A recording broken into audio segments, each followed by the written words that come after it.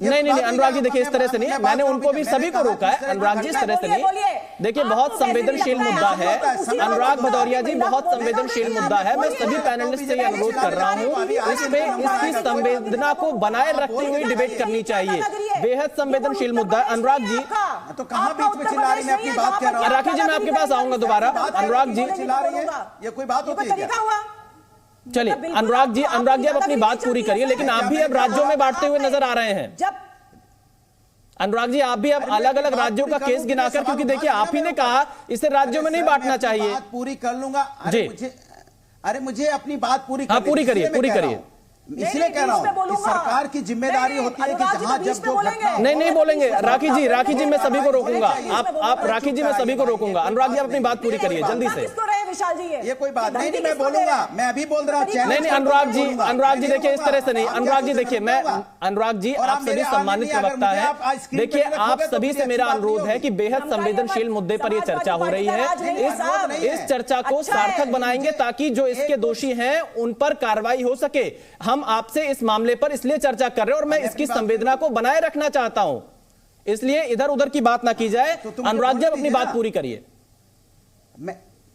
देखिए मैंने आपसे बोला ठोक के कार्रवाई अगर कर दी होती, जिस तरह का आपने देखा था मणिपुर में, तब भारतीय जनता पार्टी के नेता बैठ के किस तरह की बातें कर रहे थे, किसी से छुपा हुआ नहीं है। आपको कार्रवाई करनी चाहिए थी, आपको कार्रवाई करनी चाहिए 100 डायल में। आज हम सब अपने घर में दिवाली मनाएंगे और हमारे देश की बेटियां बैठी हैं वहां पे धरने पे बैठी हैं, इस बात में बैठी हैं कि 12,000 से 18,000 कर दिया जाए। ये बेटियां लक्ष्मी हैं, हम लोग लक्ष्मी की पूजा करेंगे, लेकिन लक्ष्मी की पूजा की जगह पे वो वहां पे ठंड में बैठ के ठिठुर रही होंगी और हम लोग यही बोलने वाले लोग हैं ना। आप तो उसी पार्टी के लोग हैं ना। खड़े होते IIT BHU में जिस तरह की घटना हुई है, BHU में जो घटना हुई है, क्यों नहीं खड़ी हुई है आप? क्यों नहीं आपने बोला BHU में जो घटना हुई है? आप घटना पे क्यों चुप साध जाती भारतीय जनता पार्टी?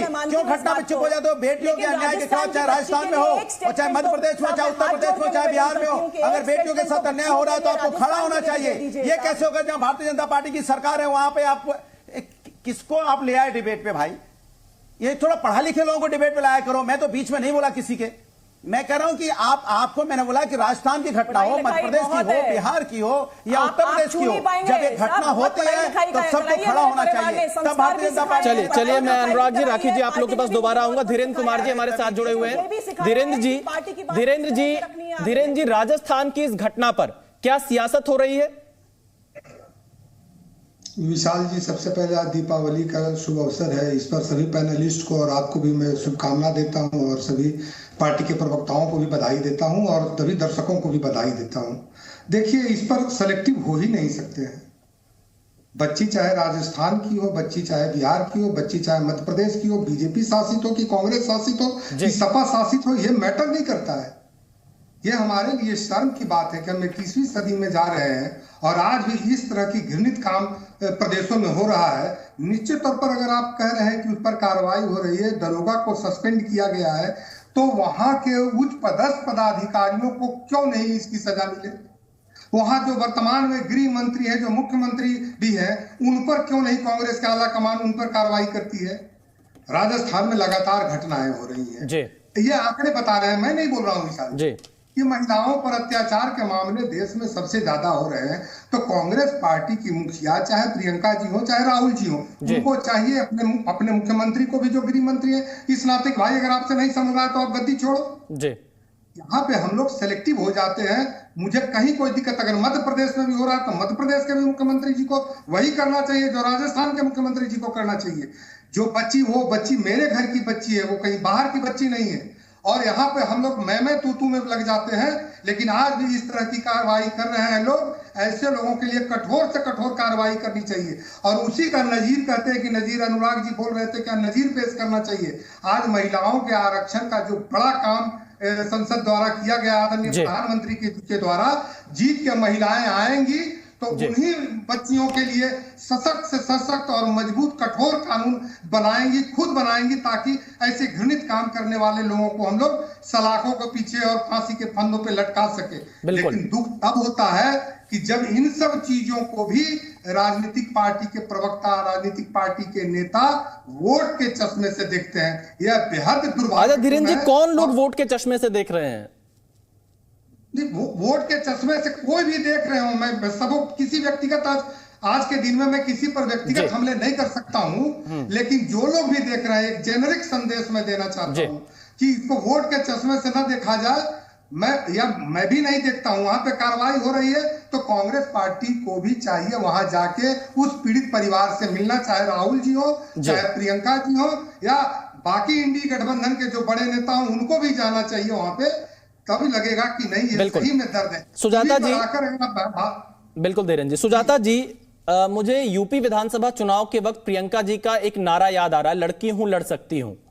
लेकिन मैं देख रहा हूं कि दौसा की इस बहुत शर्मनाक घटना के बाद भी अभी तक प्रियंका गांधी जी की तरफ से कोई ट्वीट नहीं आया। मैंने अभी एक बार फिर से चेक किया, 2 घंटे पहले छोटी दिवाली की शुभकामनाएं हैं, व्हाट्सएप से जुड़ने का संदेश है, और यूरिया संकट पर कल उन्होंने एक मध्य प्रदेश का वीडियो डाला है। और मैं ये देख पा रहा हूं, कम से कम संवेदना व्यक्त कर देते, ट्वीट कर देते, निंदा कर देती, आखिर क्यों नहीं? ये आपका जो सवाल है ना, ये बड़ा अजीबोगरीब सवाल है, क्योंकि यहाँ पर सरकार किसकी है? कांग्रेस पार्टी की। यानी कि यहाँ पर अगर प्रियंका गांधी जी चाहेंगी तो वो फोन करके वार्ता करेंगी, और जरूरी नहीं कि आपको और मुझको पता भी चलेगा। लेकिन वहां पर अगर जयराम जी की भी बात आई है सामने, उनसे पूछा गया, कोई भाग कहीं से नहीं रहा, सब उसको फेस कर रहे हैं, इसीलिए त्वरित कार्यवाही हुई है।